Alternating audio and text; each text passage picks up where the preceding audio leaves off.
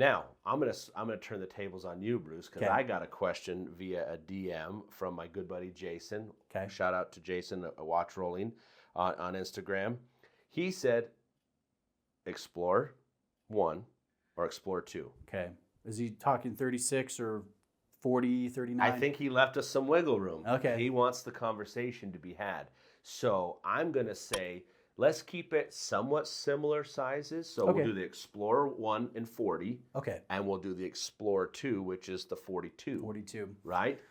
All right. And we'll even go a step further and say black dial, black dial. So you can't even come in with the polar version. Because that would skew that it, might change it for me. right? Because I would be the same thing. I would say polar all day long. Polar, right? Because again, in our previous video, we talked about the most useful complication of being the GMT. Yeah. So between that and that nice little pop-up orange and the white and everything. So we're going to take the polar out. We're just going to go black dial 42, the black dial 40. Yeah. What's your answer? I think I still go Explorer 2 with the black dial. This is a watch that I have seen in person. I've actually seen both in person. I still like the larger case of the Explorer 2.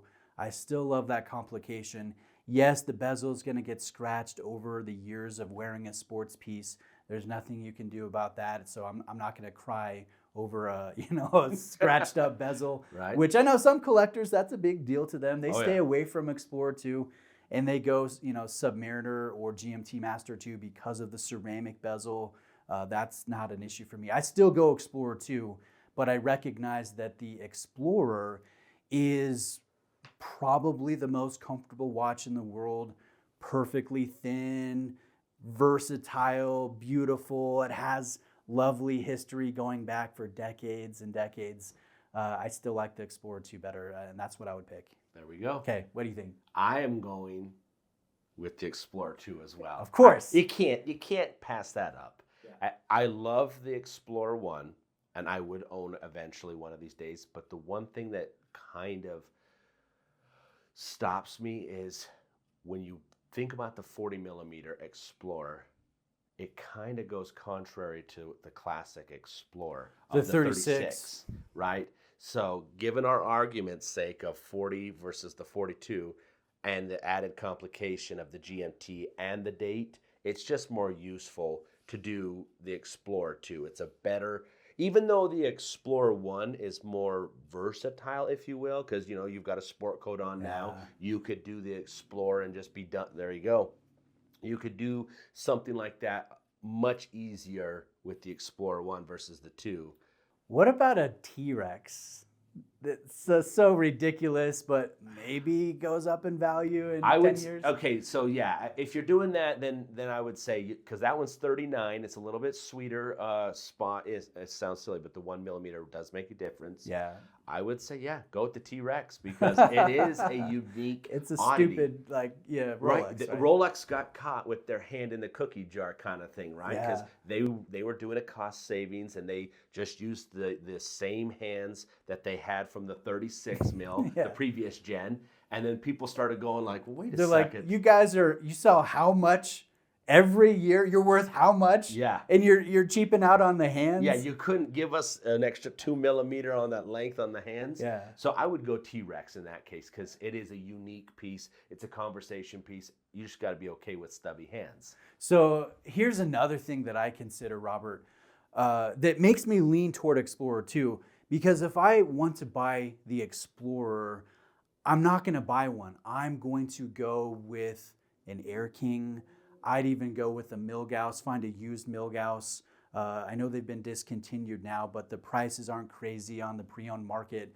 I think those watches, they're similar in size, but they have more, at least to myself, they have more character, they have more interest, they have more draw to me. So it would be harder if I were comparing an Explorer 2, say an Air King or a Milgauss. That's a harder conundrum than Explorer versus Explorer 2. I don't know if you feel similarly or not. No, it's a valid point. I mean, another watch that you didn't mention in that list that kind of scratches the same itch as an Explorer, but also has a little bit more fun is the Oyster Perpetual. right? That, Celebration dial, right? I don't know. Let's leave the celebration dial out. But like that green, okay? Oh yeah, the green's beautiful. Gorgeous. Yeah. Rolex and green dials, that's It usually makes a hit, sense. Yeah. right? So you've got similar sized case. I think it's a 41. So it's kind of in between the two. But again, like an everyday piece, the argument could be made for the Oyster Perpetual. It's cheaper than the Explorer. Yeah. It's the same movement, a little bit more personality. Doesn't have the flip lock clasp, which No, it's not in the sport. which is a little bit more sporty, but it still has an easy link, just like the Explorer. Yeah. The Explorer would not have glide lock, which Rolex only reserves for the precious metal Daytona and the Submariner. Yep. Yeah, I mean, fun topic. Yeah, there's a lot. About. I mean, there's a lot you can go into. It's kind of interesting how you can go into these little nuanced differences of these Rolex sport models. But the base of the base is just Explorer 1, Explorer 2. It's an Explorer 2. I kind of wish that we didn't have so many similar opinions because it's fun to argue a little bit, but we're both like, yeah, do this, yeah, do that. It's just hard. I mean, think about it. The GMT, the date, the bracelet, everything on the Explorer 2 is better. It's just better. Yeah. I mean, and you're technically getting it at a discount over the GMT Master, which is essentially the same watch. When it comes to complications. When it comes to complications and everything else, outside of the little polish here or there, yeah. You're getting the discount there. That's a good point.